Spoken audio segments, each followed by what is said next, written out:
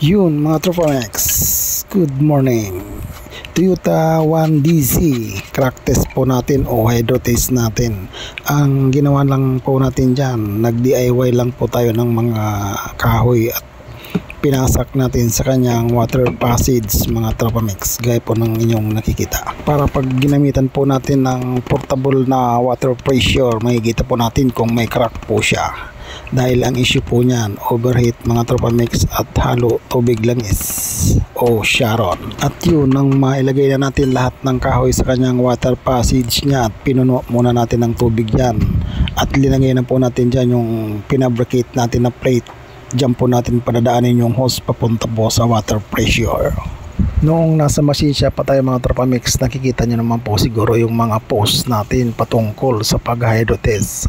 Ang ginagawa po natin noon, dinadaganan po natin ng rubber yung surface ng head. Habang ginagawa ko tong head nito mga Tropamex, parang naisip ko na mas okay yung ganito mga Tropamex dahil nakikita mo yung surface kung may crack nga po. Kumpara mo dun sa nadadaganan ng rubber yung surface, hindi mo makikita yung surface ng head kung may crack nga. Ibang pamamaraan lang to mga Tropamex, pero effective din po yung ginagawa natin dati dahil marami na po tayong napatunayan tungkol po dun sa paggagamit natin ng press noong araw.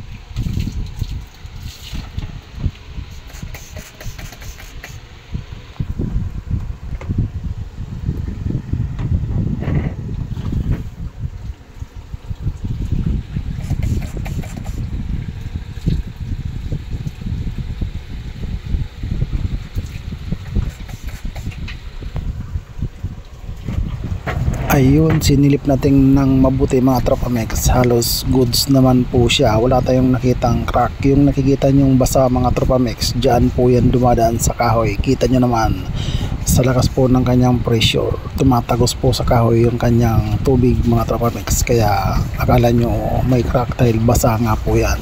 Sa kahoy po yan dumadaan mga Tropamex. Kita nyo naman po. At makailang bisis nating chinek po yan nang makita natin ng goods naman mga Tropamex. Kinalas na po natin yung ating portable water pressure mga Tropamex. Pati na rin po yung mga pinasak natin ng mga kahoy sa kanyang cylinder head.